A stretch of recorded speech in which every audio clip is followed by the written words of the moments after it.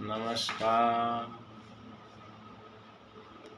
Divine एस्ट्रोपॉमिस्ट में आपका स्वागत है। मैं संजय कुमार आज आपको बताऊंगा कि कुंडली में राहु क्या प्रभाव देता है। अगर राहु तीसरे छठे घर में हो तो क्या प्रभाव देता है, अगर कोई और घर में हो तो क्या प्रभाव देता है। तो आज हम जिक्र करेंगे कि राहु अगर छठे घर में हो तो क्या प्रभाव देता है। छठे घर का राहु शुभ होता है, पर ये देखना होता है कि राहु कौन सी राशि में है, कौन से ग्रह के अनुसार किस ग्रह की राशि में है, सम विषम कौन सी राशि में है, उसके मुताबिक राहु फल देता है। अगर कुछ लोग जैसे जितने भी ये राहु छठे घर में हो तो गुंडे बदमाश पीछा बहुत करते हैं, अफवाह बहुत फैलाते हैं। जैसे कोई व्यक्ति फलाना नेता है, जबकि नेता है ही नहीं, तो उसको ख़राब करने के लिए, उसका कारोबार ख़राब करने के लिए पीछे पड़ रहते हैं। कहने का बुरा ये है कि ऐसे लोगों को राहु जो है वो मतलब कि निरस्त करता है। जितने भी ये लोग हैं, इन लोगों को जितने भी ये खराब कुंडली को ख़राब करने वाले लोग हैं, जितने भी शत्रुता करते हैं, जो जैसे फलाना नेता, अगर कोई नेता है ही नहीं तो उसको ख़राब कर रहे हैं, उससे शत्रुता कर रहे हैं। तो ये लोग जितने भी गुंडे बदमाश मवाली नेतागिरी के अफवाह फैलाने वाले और तरह तरह के बकवासबाजियाँ करने वाले जितने भी लोग हैं, तो अगर और आपके रिश्तेदार अगर आपकी कुंडली के कार्य कर रहे हैं, उनसे भी बचाव के लिए, इन गुंडे बदमाश मवालियों के से भी बचाव के लिए सबसे पहले आप उपाय करेंगे कि नारियल चलते पानी में जल प्रवाह करेंगे।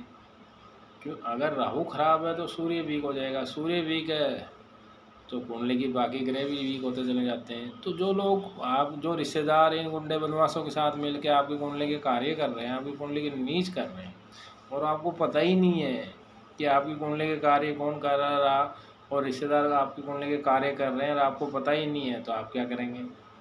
तो ऐसे लोगों से बचाव के लिए सबसे पहले ये उपाय है कि नारियल जल प्रवाह करते रहें रविवार को, और मंदिर में पीली सरसों देते रहें। अब जो लोग किताबें पढ़ के दूसरे के घर नीच करते हैं, आप ये मान के चलो कि जो दूसरे के घर नीच करता है उसकी खुद की कुंडली का भट्ठा बैठ जाता है। कारण कि जो दूसरे का पूरा करता है उसका स्वयं पूरा हो जाता है, उसको स्वयं की स्वयं कुंडली खराब हो जाती है। वो स्वयं ही ऐसे चक्कर में फंस जाता है आदमी कि वो समझ ही नहीं पाता है कि ये क्या हो। तो कभी किसी के घर नीच ना करे किताबें पढ़ के, और कभी भी किसी के मतलब कि चलते कारोबार में जो कोई आप विघन डालता है या ख़राब करता है, तो ऐसे लोगों से आप दूर रहेंगे। और पंडित जी को अपनी कुंडली दिखाकर अगर आप विधिपूर्वक आपको कोई उपाय पूछेंगे तो राहु छठे घर का निष्प्रभाव नहीं होता है।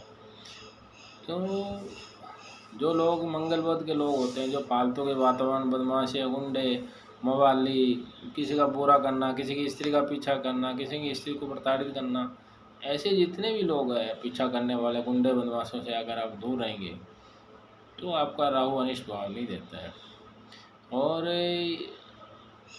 ये अगर फिर भी, और इसमें ये भी होता है कि कई बार कोई प्रेत भी पीछा करता है राहु छठे घर में हो, तो प्रेतियों से प्रेतों से बचाव के लिए भी उपाय होते हैं। अगर आप पंडित जी से सलाह मशवरा करेंगे तो, या आप हमें भी फ़ोन कर सकते हैं, तो आप मुझे भी फ़ोन करके पूछ सकते हैं कि कौन से ग्रह कौन से का उपाय, कौन सा उपाय होता है, तो हम आपको बता सकते हैं। तो स्वयं ही किताबें पढ़ के उपाय ना करें, पंडित जी को अपनी कुंडली दिखाएं और किसी भी रिश्तेदार को अपनी कुंडली ना दिखाएं, क्योंकि कई बार रिश्तेदार ही आपकी कुंडली के कार्य करते हैं तो आपके घर नीच होंगे।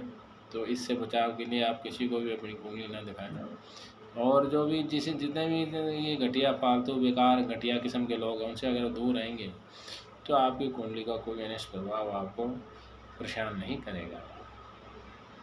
और राहु छठे का उपाय यही है कि नारियल जल प्रवाह करें, मंदिर में भी दे सकते हैं, तो इससे राहु अनिष्ट प्रभाव नहीं देता है।